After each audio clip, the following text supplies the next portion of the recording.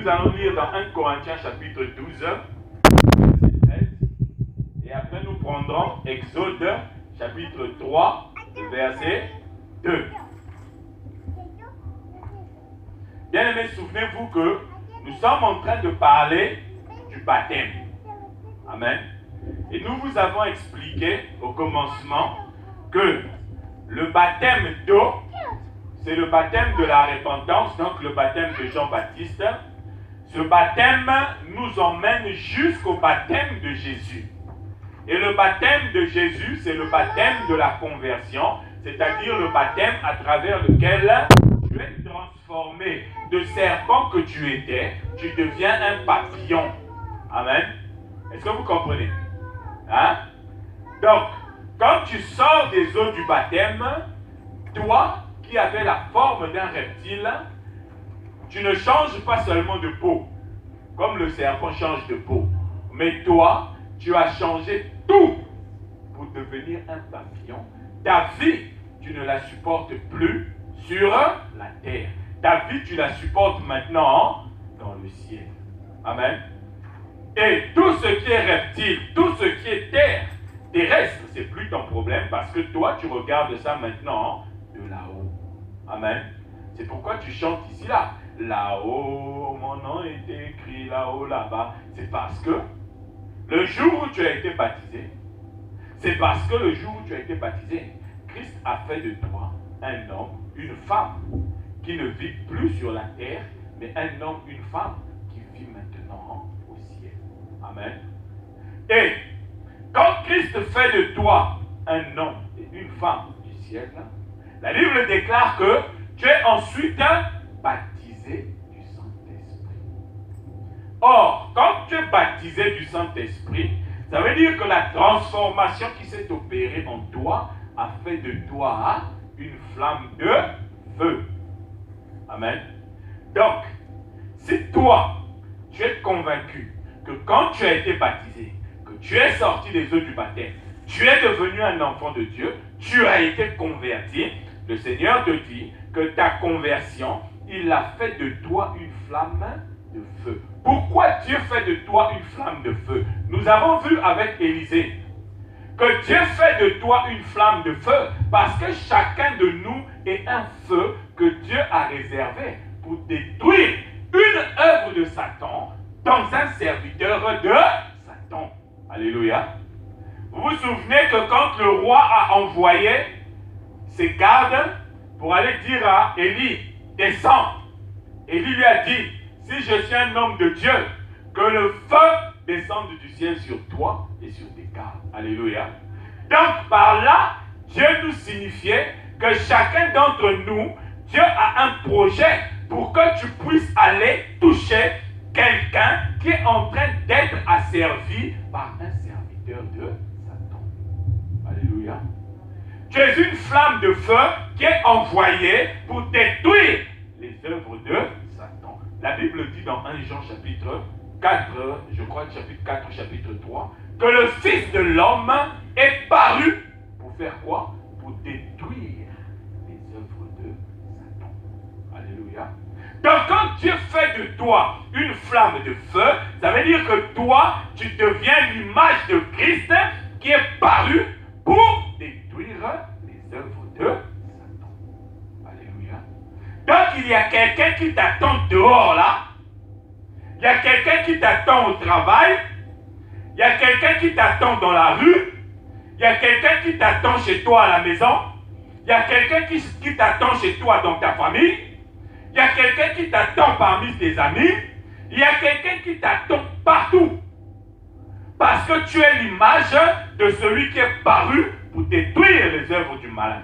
C'est pourquoi Élie, quand on vient, on lui dit, homme de Dieu, descends. Il dit, si je suis homme de Dieu, ça veut dire que je suis le Fils de l'homme qui est paru pour détruire les œuvres du malin. Mais ceux qui sont à mon image, je te les envoie pour qu'ils puissent aussi détruire les œuvres, tes œuvres dans la vie des gens que tu manipules.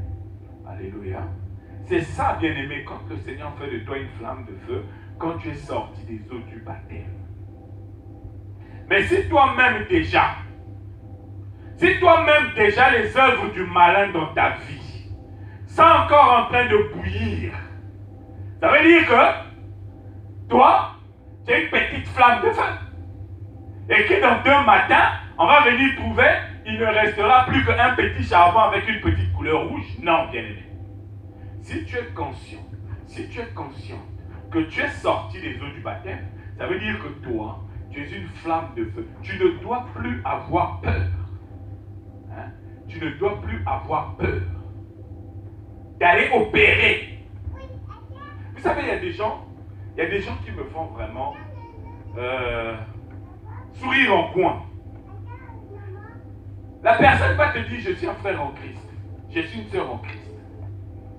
Mais si quelqu'un vient lui dire, frère, j'ai tel problème, vraiment, il faut que tu pries pour moi. Va te dire, non, mais ça ne sert à rien, compris. Parce que de toute façon, que tu ne le veuilles pas, Dieu a décidé, les choses se feront comme ça. Alléluia. Tout ça pourquoi? Parce qu'il n'a pas envie que tu l'entendes prier. Alléluia. Il a peur de prier, même devant quelqu'un qu'il connaît. Pourquoi? La Bible dit que tu es une flamme de feu. Tu es celui qui porte l'image de celui qui est paru pour détruire l'œuvre du malin. Maintenant, si toi tu ne parles pas, comment vas-tu détruire l'œuvre du malin? Alléluia. Ça veut dire que ton baptême là, le jour où tu as été baptisé, tu ne t'es pas rendu compte que, en réalité, toi tu devenais une menace pour Satan. Amen. Bien aimé, quand tu es une menace pour quelqu'un, ce n'est plus à toi d'avoir peur. Est-ce que je mens? Ce n'est plus à toi d'avoir peur. Bon, pourquoi est-ce que toi, tu considères toujours que ton oncle, surtout pour nous les Africains, ton oncle qui est resté en Afrique là-bas, il a la possibilité de te nuire. Ta tante qui tous les jours est en train de préparer, surtout nous les Africains, quand tu vas en Afrique, là, tu vois une tante qui est en train de préparer dans une marmite bien noire au fond là-bas, tu dis, ah, je ne mange pas cette nourriture là, je vais dormir à l'hôtel. Alléluia.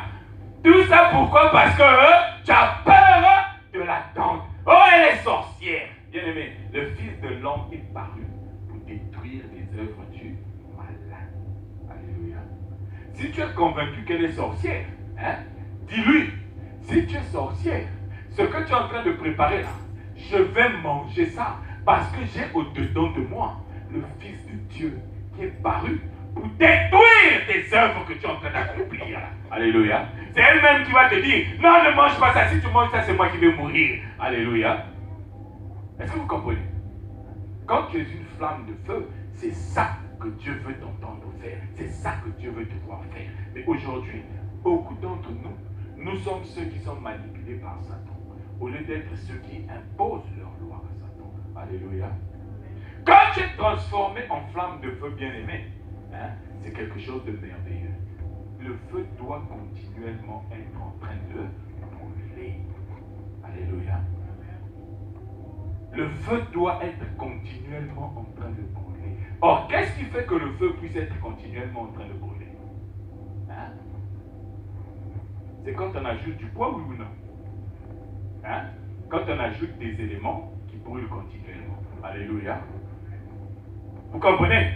Donc, pour que toi, tu puisses être un homme, pour que tu puisses être une femme qui est continuellement en train de brûler, il faut qu'on t'ajoute d'autres personnes qui sont aussi en feu pour que vous puissiez continuellement être en train de brûler.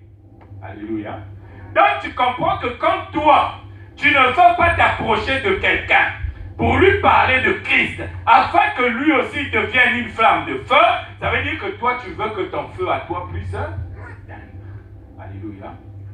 Et c'est là où vous comprenez que quand le Saint-Esprit a fait de toi une flamme de feu, la deuxième étape, c'est que le Saint-Esprit te prend et il te plonge quelque part où il y a déjà d'autres feux. Amen. Et c'est ce que nous appelons le baptême dans le corps de Christ. 1 Corinthiens chapitre 12, verset 13. Que quelqu'un me lise ça, s'il vous plaît.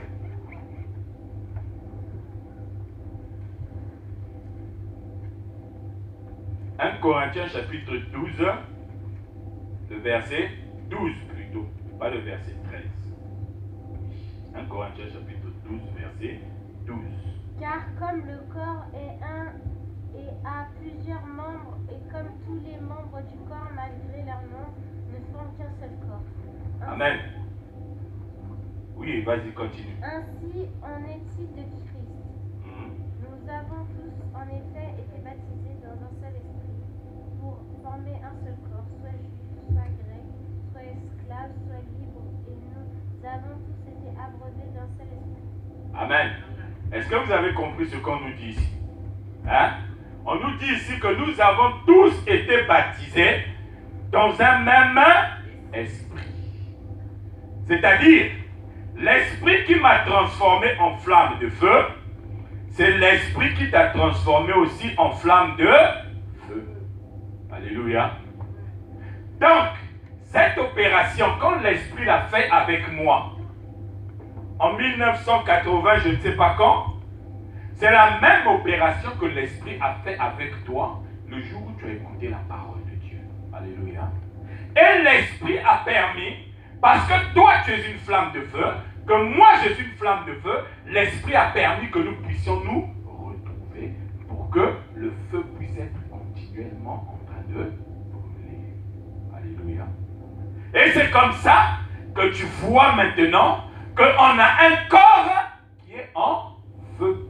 Et c'est ce corps en feu que Moïse voit quand il quitte l'Égypte, quand il est en train d'élever les bergers, les brebis de son père. Exode chapitre 3, verset 2.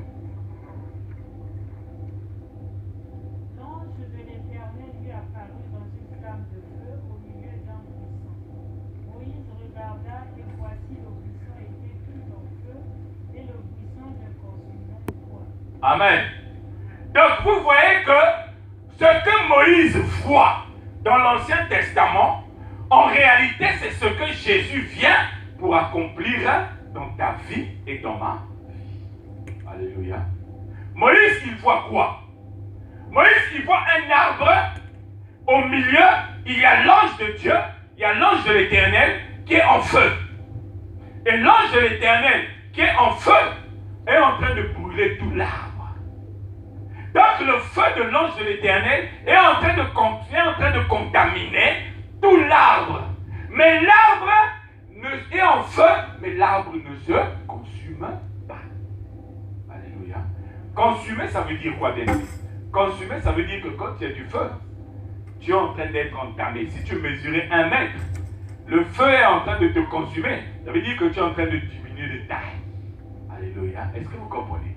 Hein? Tu es en train de diminuer de taille. Mais sauf que ici, on te dit que l'arbre est en feu, mais il ne se consume pas. Il ne fait que augmenter de taille.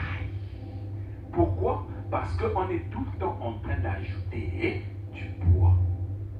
Et pourquoi est-ce qu'on ajoute du bois? Parce que chaque fois que toi tu sors pour annoncer Christ à quelqu'un, quand cette personne reçoit cette parole, le Saint-Esprit vient, le Saint-Esprit fait de cette personne une flamme de feu, et cette personne est prise, elle est venue, on vient la greffer dans l'arbre qui est déjà en feu. Alléluia. Maintenant, si toi tu n'es pas en feu, est-ce que tu penses qu'on peut te prendre et venir te greffer sur cet arbre-là? Mais on va te tuer. Alléluia. On va te tuer. Hein? Vous savez, moi j'ai la grâce. Dieu m'a donné des parents qui travaillent les choses de la terre. Vous savez, mon père a un cousin qui était forgeron. Hein? Mon père a un cousin qui était forgeron. Et j'aimais beaucoup aller voir le cousin de mon père là. Parce que quand il prenait le fer, il trempait le fer dans le feu.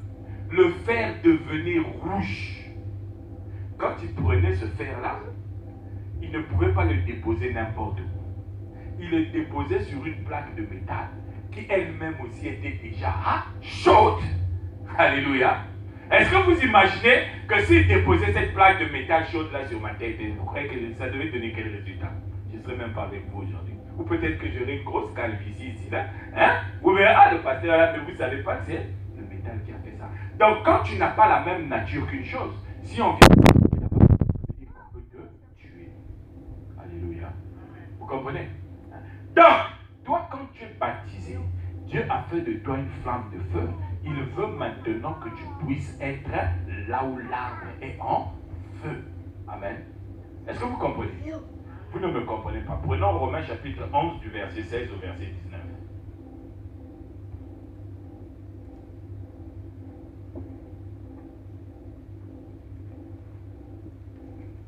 Romains chapitre 11 du verset 16 au verset 19. On est tous à la ligne. Bien, je lis.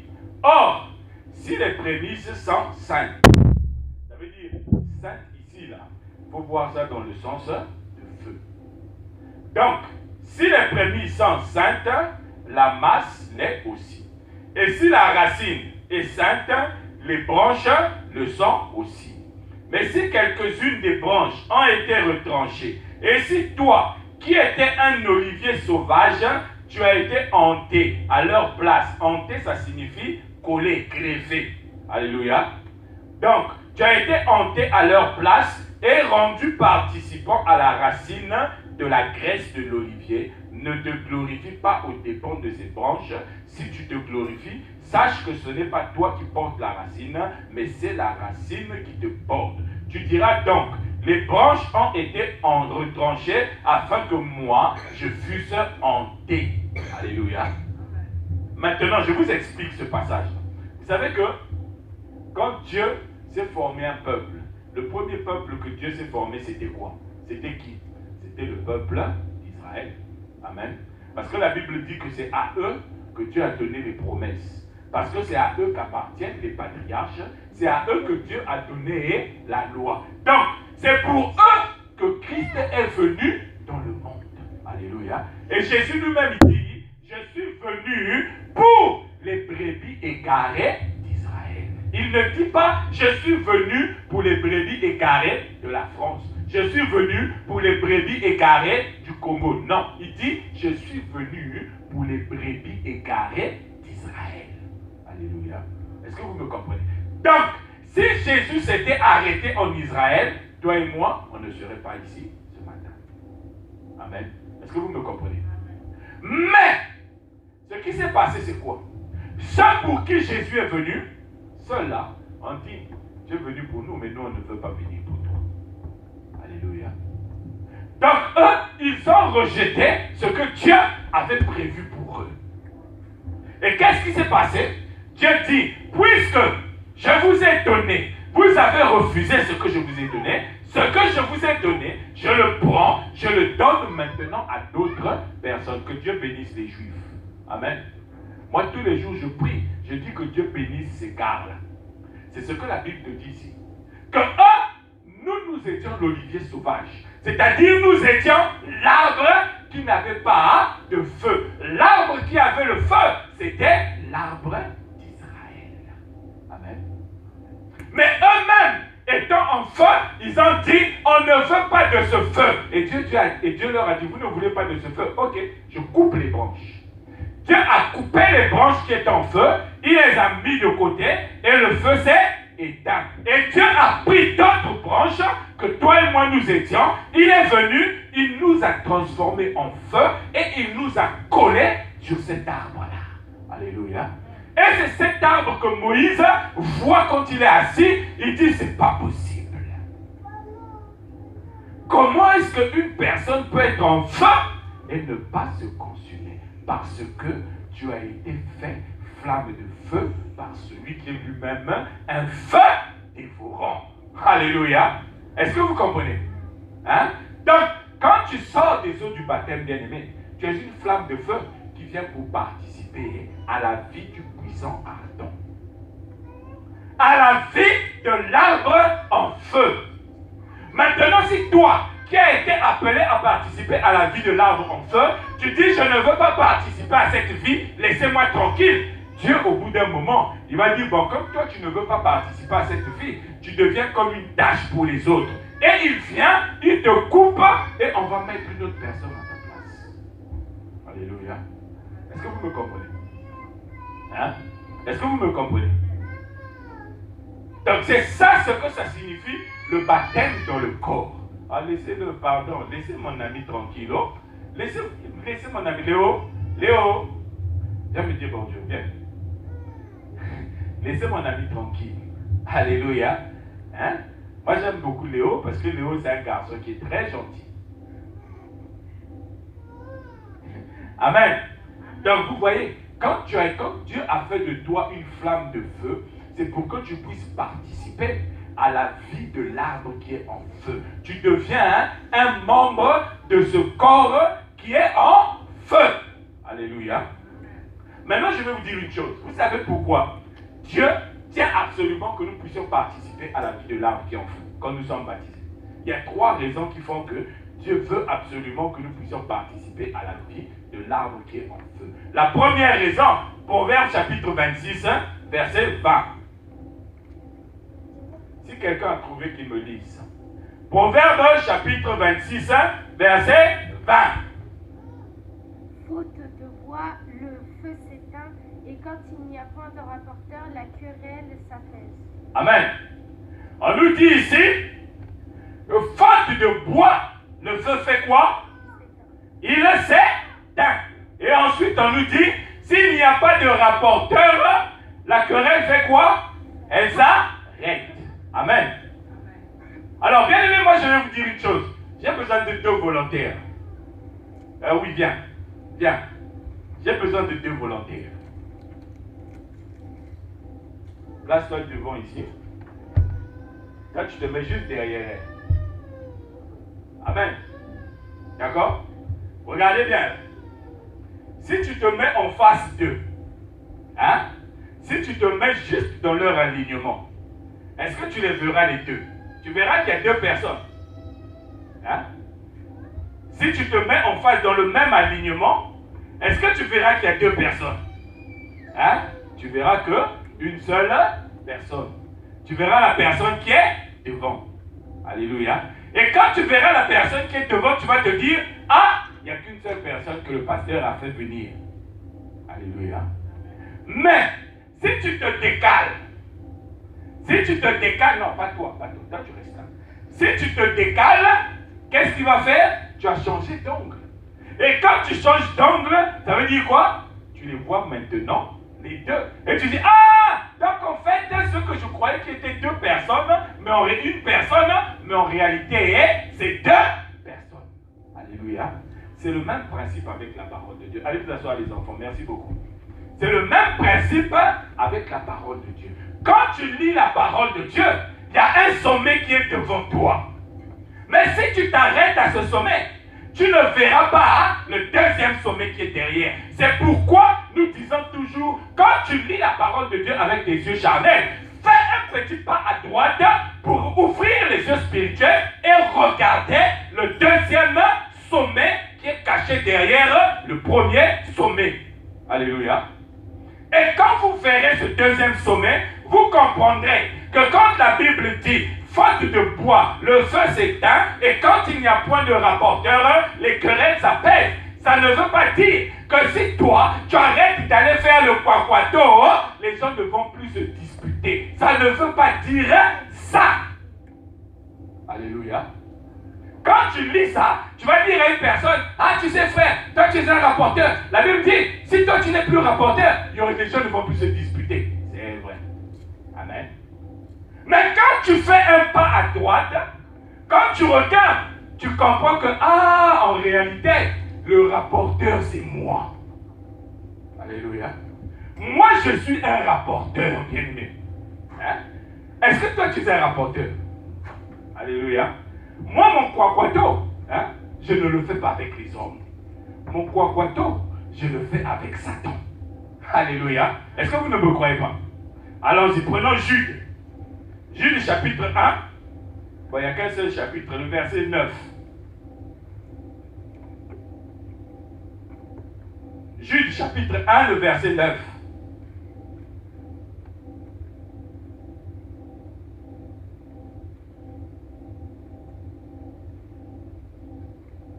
Là, je suis sûr que beaucoup ne vont pas trouver ça rapidement. Je lis moi-même. Jude chapitre 1, le verset 9. On nous dit ceci. Or, l'archange Michel, lorsqu'il contestait avec le diable et disputait le corps de Moïse, n'osa pas porter contre lui un jugement injurieux, mais il dit que le Seigneur te réprime. Alléluia. Qu'est-ce qui se passe ici? Nous avons un ange, Michel, qui est en train de se quereller avec Satan à propos de quoi? À propos du corps de Moïse. Alléluia. Pourquoi est-ce que Satan tient absolument à récupérer le corps de Moïse? Bien aimé, je vous avais expliqué que Moïse, quand il est mort, en réalité, le corps de Moïse était la signification du corps de Christ qui était mis dans le tombeau. Amen. Parce que Moïse est mort. Pourquoi? Moïse est mort parce que Dieu lui avait fait porter les péchés du peuple. Dieu lui avait dit que parce que vous ne m'avez pas honoré devant le peuple, toi et ton frère Aaron, vous n'allez pas rentrer dans la terre promise, vous allez mourir. Alléluia. Donc Moïse est mort parce que Dieu l'a abandonné à cause du péché du peuple. Or, qu'est-ce que Jésus dit quand il est à la croix? Il dit, Père, pourquoi m'as-tu abandonné? Alléluia. Donc vous comprenez que Jésus à la croix qui est en train de crier, Père, pourquoi tu m'as abandonné? C'est Moïse dans Deutéronome qui est en train de dire à Dieu, Seigneur, pourquoi tu m'abandonnes ici et je ne peux pas rentrer en terre promise? Donc c'est le corps de Moïse que Satan est en train de disputer. Et en fait, à partir du corps de Moïse, Satan est en train de montrer que lui, ce qui l'intéresse, c'est le corps de Christ. Or, le corps de Christ, c'est quoi? Le corps de Christ, c'est quoi? On vient de dire ici là, que nous avons été baptisés dans un seul corps. Le corps de Christ, c'est l'Église. Et Satan vient pour disputer ce corps avec les anges. Alléluia. Est-ce que vous comprenez? Donc, quand on te dit faute de bois, la querelle s'arrête avec Satan. Donc, ça veut dire que si toi, tu ne ramènes pas de bois, s'il n'y a plus assez de bois qui brûle dans le corps de Christ, dans l'église du Seigneur, ça veut dire que la querelle avec Satan s'est arrêtée. Et si la querelle avec Satan s'arrête, c'est quoi? Satan a gagné. Est-ce que tu as compris? Hein? Est-ce que tu as compris ce matin que quand on te dit que faute de bois, ça veut dire que s'il n'y a plus de bois en feu, s'il n'y a plus de bois en feu, le feu va brûler, c'est-à-dire les rapporteurs vont continuer à dire à Satan, je te chasse au nom de Jésus, je te chasse au nom de Jésus. Moi quand j'arrive, je dis Satan, je te chasse au nom de Jésus, je meurs. Quelqu'un d'autre arrive, Satan, je te chasse au nom de Jésus, la personne meurt. Toi quand tu arrives, je te chasse au nom de Jésus. Mais au lieu de ramener du bois, toi tu t'arrêtes à toi seulement. Et toi quand tu vas mourir, qu'est-ce qui va se passer? Satan va dire, j'ai gagné. Celle-là, elle est morte. Celui-là, il est mort. Il n'y a plus personne maintenant pour venir me quereller. Alléluia. Est-ce que vous comprenez? Hein? Bien aimé, si tu es une flamme de feu, tu dois être en permanence en train de te quereller avec Satan. Amen. Satan veut venir s'emparer du corps. L'ange Michel lui dit, tu ne t'empares de rien du tout. Tu ne touches à rien ici, là. Parce que je suis là. N'oubliez pas que je vous avais dit que Dieu avait dit qu'il fait de ses anges des vents, c'est-à-dire des esprits. Amen. Et l'esprit s'oppose toujours à l'œuvre de Satan. Est-ce que vous me comprenez? Hein? Donc, le jour où toi, tu arrêtes de te soucier qu'il n'y a plus de bois dans le corps de Christ, c'est-à-dire le buisson, les bois sont en train de partir l'un après l'autre. Mais si toi, tu ne penses pas qu'il faut aller chercher d'autres bois pour venir les greffer, ça veut dire que toi, tu veux continuer, tu veux t'arrêter, tu vas arrêter la querelle avec Satan. Alléluia. Amen. Vous savez, quand quelqu'un arrête une querelle, hein, quand quelqu'un arrête une querelle, en réalité, la plupart du temps, c'est un lâche. Vous savez pourquoi? Vous savez pourquoi? Regardez, vous êtes en train de discuter avec quelqu'un.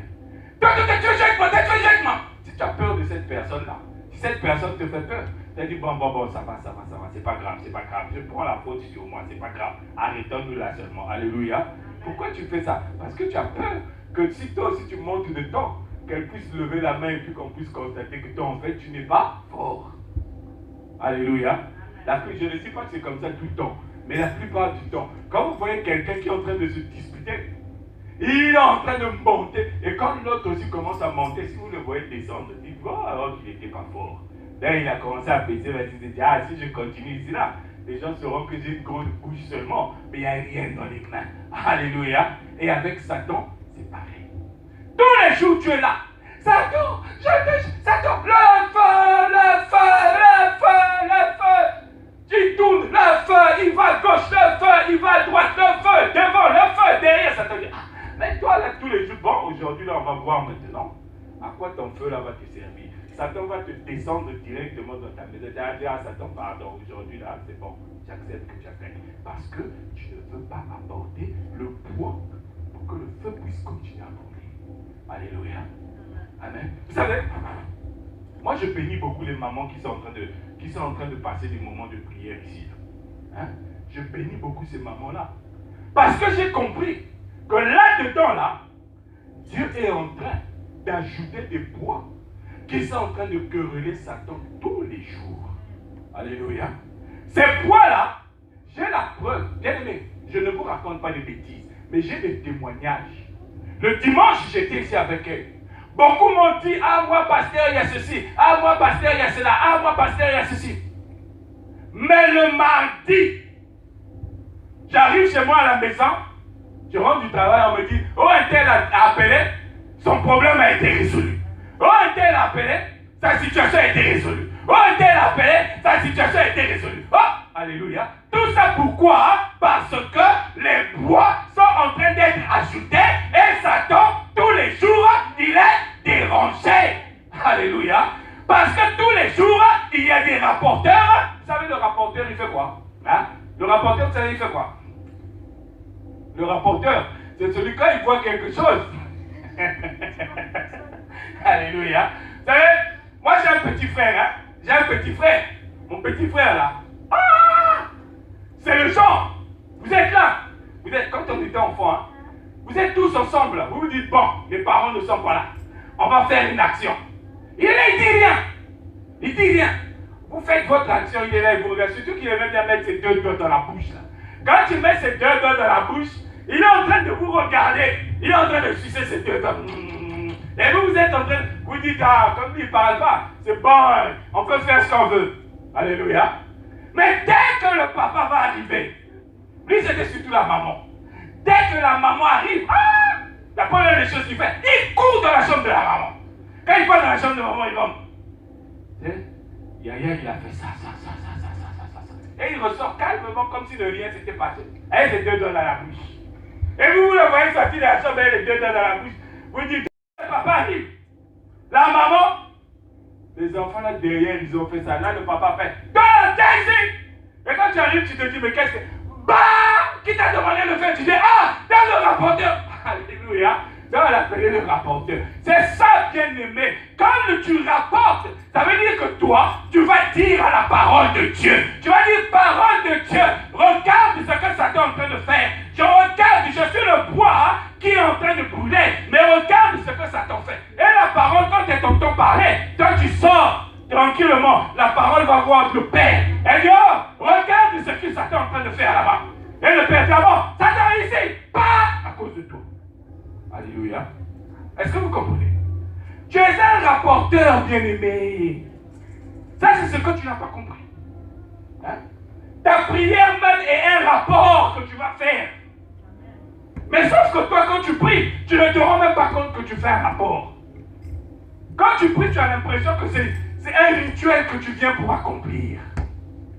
Quand tu pries, tu te dis, ah bon, le pasteur m'a demandé de prier. Je vais seulement, ah Seigneur, merci. Moi, je vous vois prier ici.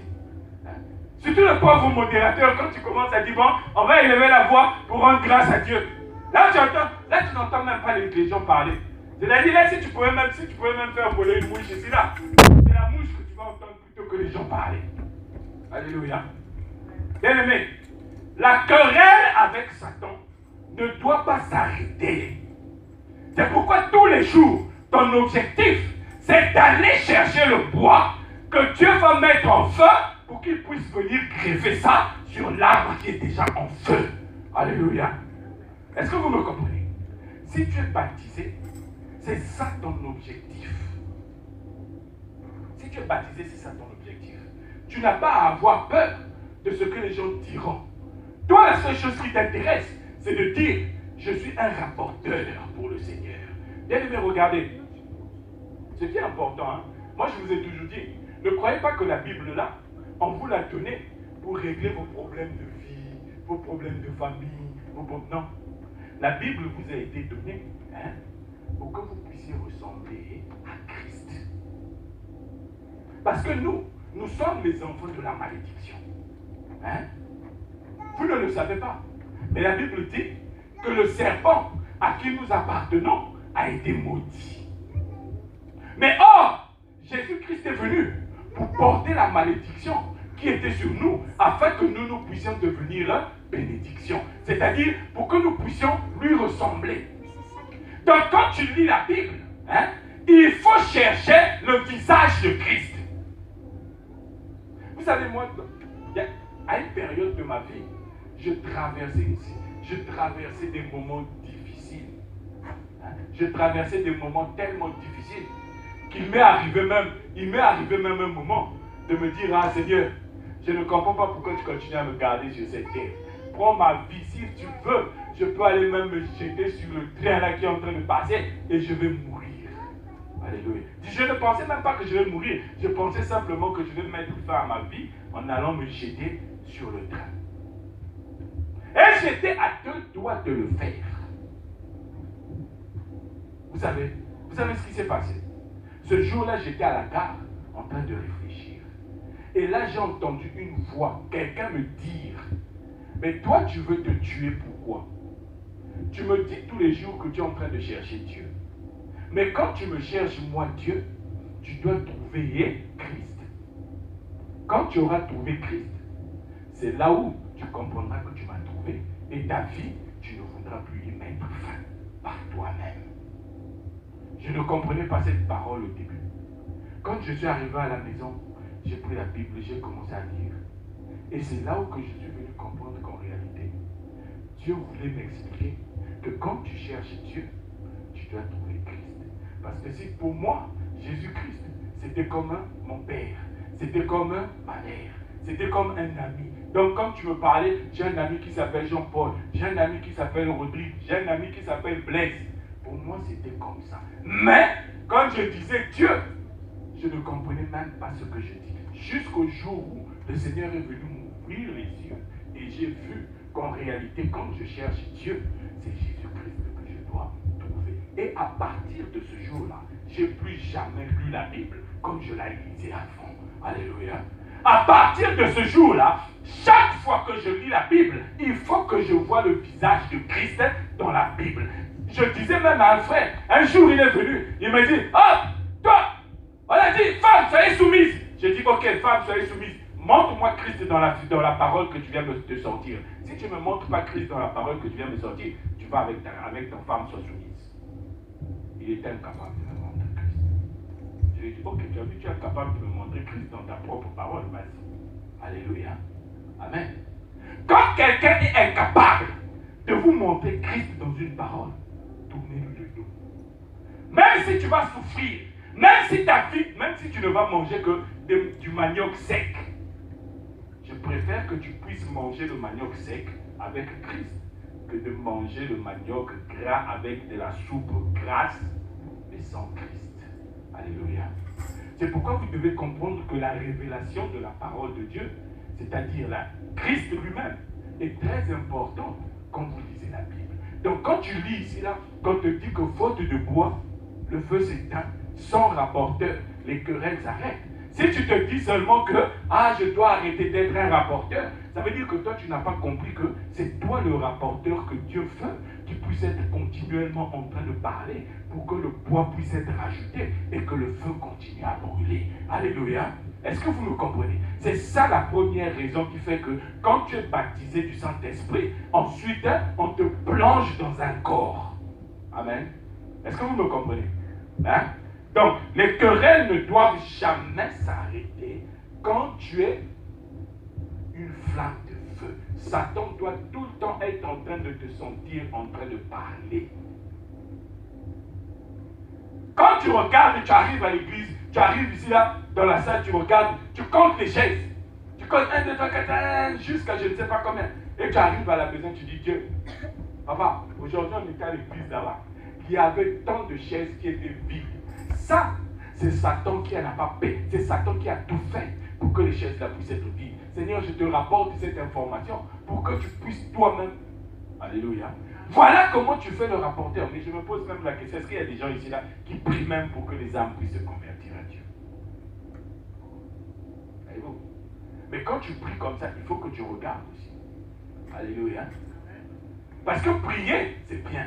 Mais regarder, c'est mieux. Hein? Quand tu pries, tu es en train de parler.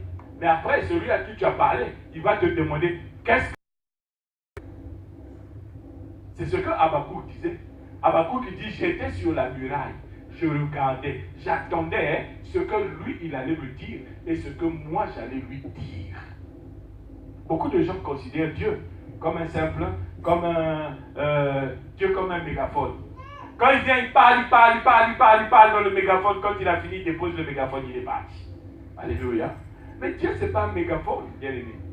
Dieu, c'est quelqu'un en qui tu as confiance et quelqu'un qui doit avoir confiance en toi. Je te pose la question. Comment tu fais pour dire que tu as confiance en moi? Comment on fait pour dire qu'on a confiance en un homme? Quel est le premier critère? Hein? Mais c'est quand tu aimes la présence de cette personne-là.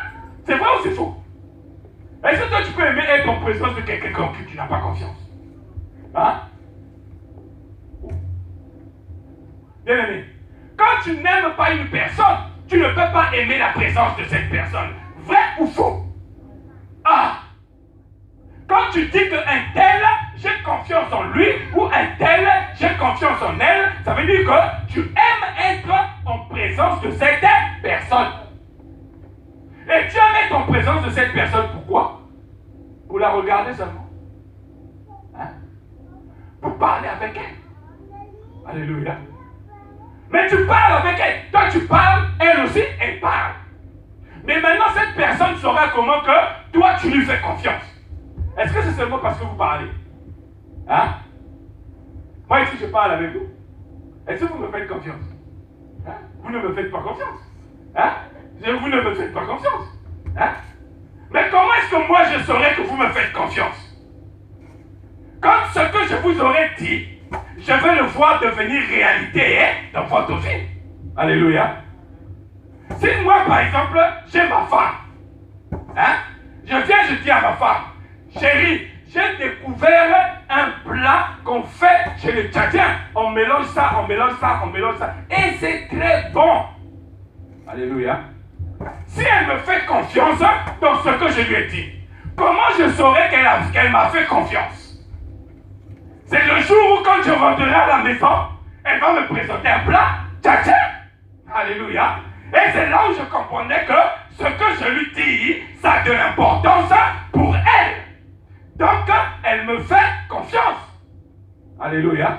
C'est ça, bien-aimé. Quand tu fais confiance à une personne, non seulement tu aimes sa présence, mais tu parles avec cette personne, mais ensuite, ce que la personne te dit, toi, tu y accordes de l'importance. C'est-à-dire, ça a un impact dans ton fonctionnement. Mais toi, quand tu viens prier, ah Seigneur, regarde, moi j'ai la lèpre. Regarde Seigneur, moi j'ai le sida. Regarde Seigneur, moi j'ai l'Alzheimer. Je ne sais même pas comment tu t'es souvenu que tu avais l'Alzheimer, parce que l'Alzheimer, on n'a plus de mémoire. Alléluia. Seigneur, j'ai l'Alzheimer. Et quand Dieu te dit, bon, je suis l'Éternel qui te guérit de toutes tes maladies. Quand tu sors, tu vas voir le médecin. Dis, docteur, hier soir j'ai dormi. J'ai senti un derrière le sida, là, il n'est pas encore parti. Hein? Alléluia. Et Dieu, là où il est, il va se dire, l'imbécile de Salem là, il croit que moi je suis son enfant. Il vient me voir, il va dire, Seigneur, j'ai sida. Moi je lui dis, je suis Dieu qui te guérit de toutes tes maladies. Et il ne va pas voir son médecin là-bas pour dire à son médecin, ah, je crois que sida là, c'est pas parti son compte. Mais Dieu va trouver que je suis en train de me moquer de lui. Alléluia. Alléluia. Est-ce que c'est vrai ou c'est pas vrai? Hein? Toi, tu pries.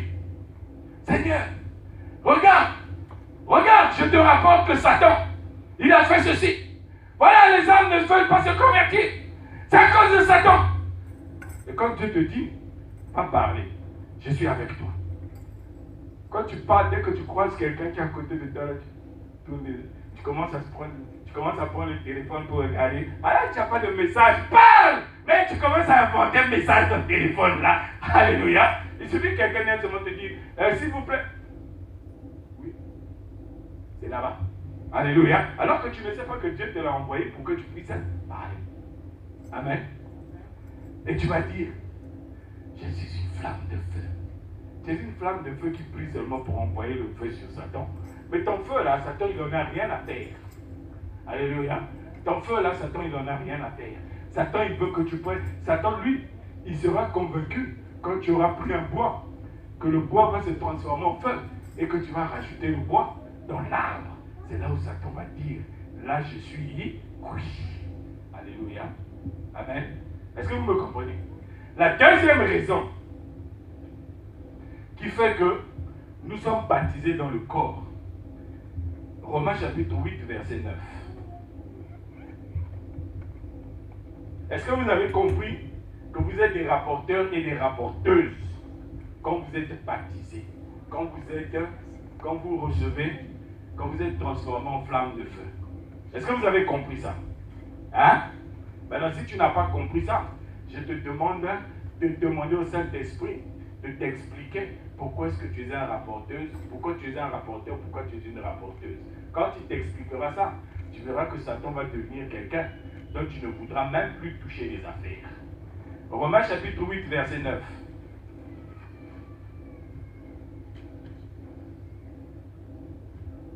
Nous lisons, pour vous, vous ne vivez pas selon la chair, mais selon l'esprit.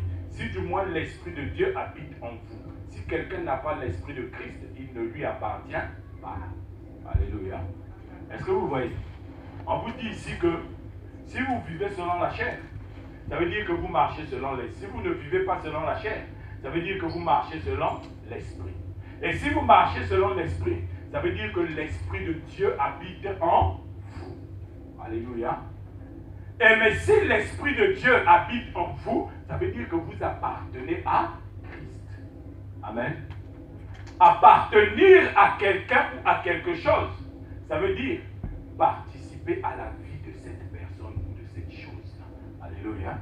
Je vous avais expliqué la dernière fois ici. Je vous avais expliqué la dernière fois ici. Est-ce que vous imaginez par exemple, un joueur qu'on dit qui appartient au FC Barcelone? Il va dire, moi je suis un joueur du FC Barcelone. J'appartiens au FC Barcelone. Mais vous ne le voyez jamais jouer un match. Merci. Vous ne le voyez jamais jouer un match. Est-ce que vous allez être convaincu que ce joueur-là, il appartient au FC Barcelone? Hein? Est-ce que vous allez être convaincu que ça, c'est un joueur qui appartient au FC Barcelone? Si vous ne le voyez jamais jouer au match de Barcelone. Même sur le banc de touche, il n'est jamais présent. Amen. Il y a des gens comme ça. Dans l'église du Dieu, il y a des gens comme ça. Ils te disent qu'ils appartiennent à l'église du Seigneur, mais tu ne les vois jamais jouer au match du Seigneur. Hein? Tu ne les vois jamais participer aux activités du Seigneur. Même seul, jamais. Lui, quand il faut prier, c'est 2 minutes. Seigneur, merci pour ce que tu m'as donné au nom de Jésus. Amen. Mais quand tu lui dis, on va jeûner pendant 3 jours. Ah, tu sais, moi j'ai un estomac. Mais qui n'a pas d'estomac, bien aimé? Hein? Alléluia. Qui n'a pas d'estomac? Hein? Ah, tu sais, nous... Amen.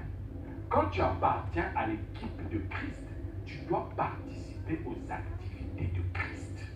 Alléluia. Si tu ne participes pas aux activités de la vie de Christ, ça veut dire que l'Esprit de Dieu que tu dis que tu as, ce n'est pas en fait l'Esprit de Dieu que tu as. Parce que la Bible est claire. La Bible dit ceci, que si l'Esprit de Christ habite en vous, vous appartenez à Christ. Hein? Est-ce que vous comprenez? Si l'Esprit l'Esprit de Dieu habite en vous, si quelqu'un n'a pas l'Esprit de Christ, il ne lui appartient pas. Alléluia.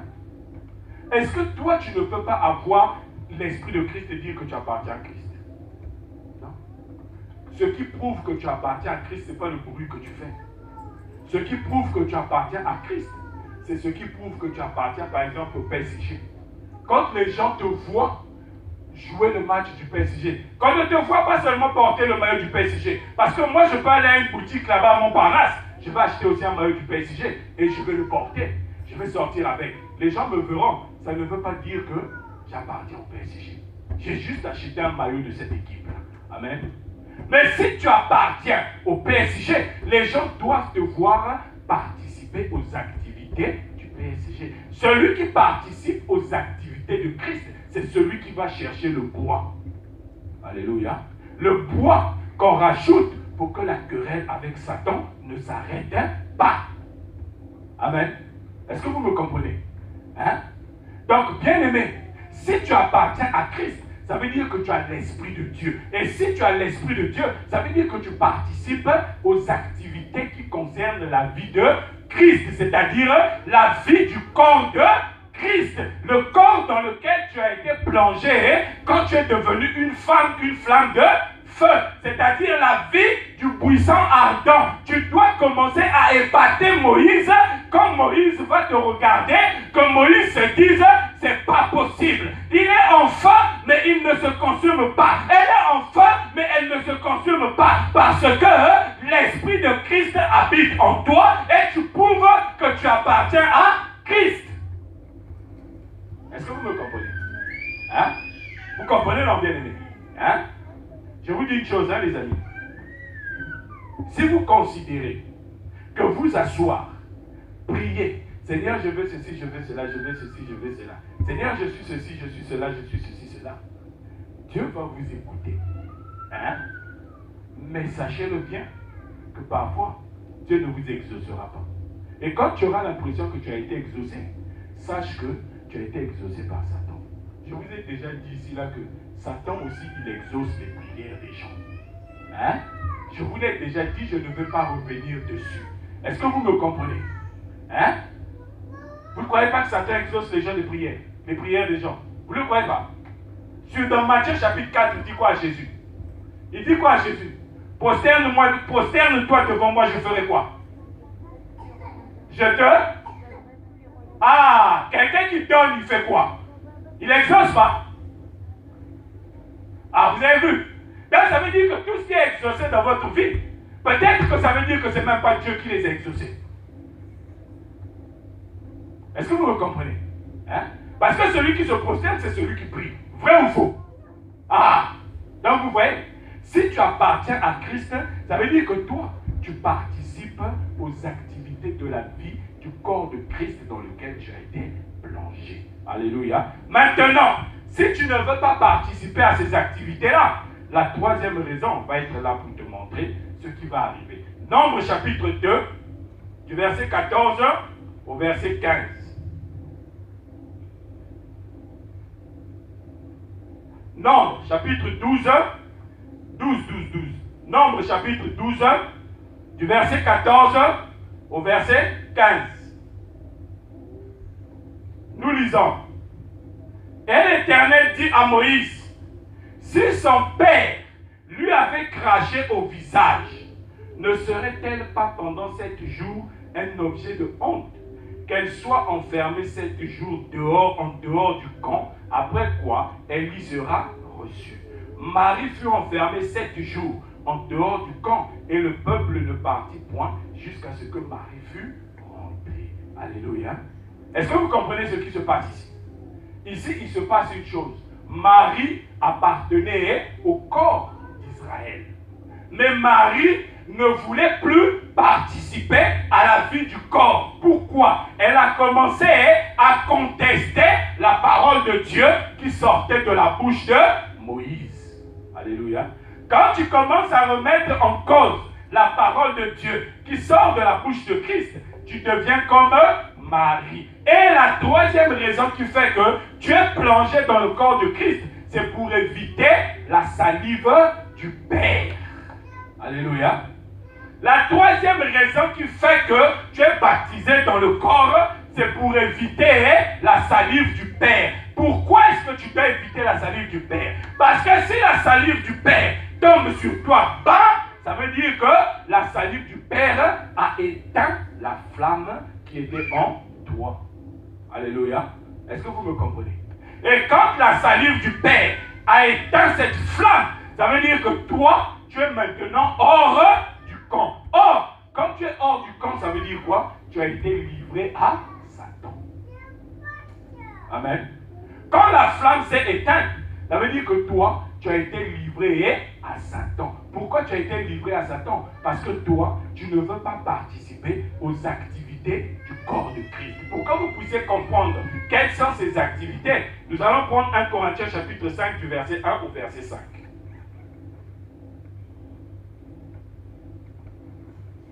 Vous êtes à la ligne là? 1 Corinthiens chapitre 5, le verset 5. Du verset 1 au verset 5. On est parti. On entend généralement qu'il y a parmi vous de l'impudicité. Alléluia. Est-ce que l'impudicité fait partie des activités du corps de Christ? Hein? Est-ce que l'impudicité fait partie des activités du corps de Christ? Est-ce que toi, si tu es impudique, on peut dire que tu as l'esprit de Christ et tu appartiens à Christ? Or, l'impudicité, c'est quoi? L'impudicité, Galates chapitre 6 nous dit que ce sont les œuvres de la chair. Donc, en gros, ici, on nous dit quoi? On nous dit, on entend dire qu'il y a parmi vous des œuvres de la chair. Vous voyez que Romain n'avait pas tort quand il dit, si quelqu'un a l'esprit de Christ, il lui appartient. Si tu n'as pas l'esprit de Christ, tu ne lui appartiens pas. Ça veut dire que toi, tu participes dans les œuvres de la chair. Alléluia. Suivez maintenant. On entend dire qu'il y a généralement parmi vous de l'impudicité. Une impudicité telle qu'elle ne se rencontre pas même chez les païens. C'est au point que l'un de vous a la femme de son père. Et vous êtes enflé d'orgueil. Vous n'avez pas été plutôt dans l'affliction, afin que celui qui a commis cet acte fût ôté du milieu de vous. Pour moi, absent de corps, mais présent d'esprit, j'ai déjà jugé, comme si j'étais présent, celui qui a commis un tel acte. Au nom du Seigneur Jésus, vous et mon esprit, étant assemblés avec la puissance de notre Seigneur Jésus, qu'un tel homme soit quoi? Soit, non, disez fort que j'entende. Livré à Satan. Qu'un tel homme soit quoi? Livré à Satan. Est-ce que j'ai menti en disant que la salive du Père, quand tu es jeté hors du camp, c'est pour que tu puisses être livré à Satan? Est-ce que j'ai menti en disant ça? Vous avez vu? Hein?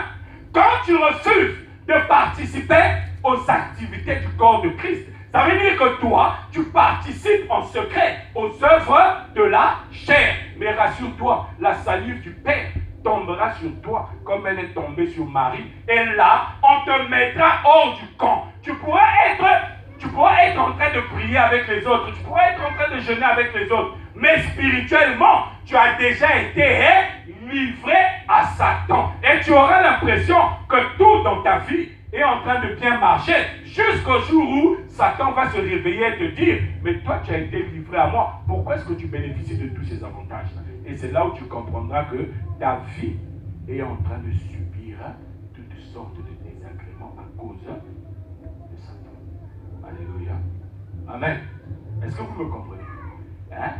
Donc, vous devez bien comprendre que quand tu as été plongé dans le corps de Christ, c'est pour participer aux activités de ce corps, pour être un bois qui est tout le temps en feu et qui va chercher d'autres bois pour leur contaminer le feu, afin que la querelle avec Satan ne s'arrête jamais. Alléluia.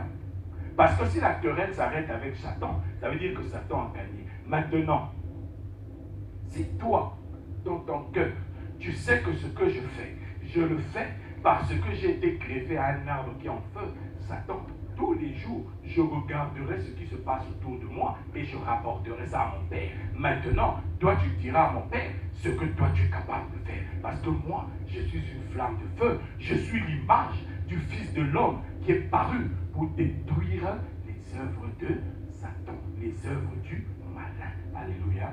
C'est ça, bien-aimé, ce que ça veut dire quand tu es baptisé dans le corps de Christ. Dieu attend de toi que tu puisses être une flamme de feu qui contamine d'autres bois pour augmenter le nombre de bois dans le buisson ardent, pour que Moïse puisse être surpris, étonné de voir que tu es en train de brûler, mais tu ne te consommes pas. Tous les jours, tu es en train de souffrir, mais tu ne t'arrêtes pas. Tous les jours, tu as des difficultés, mais tu ne t'arrêtes pas. Parce que toi, ta vie, c'est la vie de Christ. Alléluia. Ta vie, c'est la vie de Jésus. Amen. Amen. Amen. Amen. Amen. C'est ça, bien-aimé, que je voulais te dire ce matin. Quand tu es sorti des eaux du baptême et que tu as été fait une flamme de feu et que l'Esprit de Christ t'a plongé dans le corps de Christ, dans le feu, dans le buisson ardent. Alléluia. On va prier le Seigneur.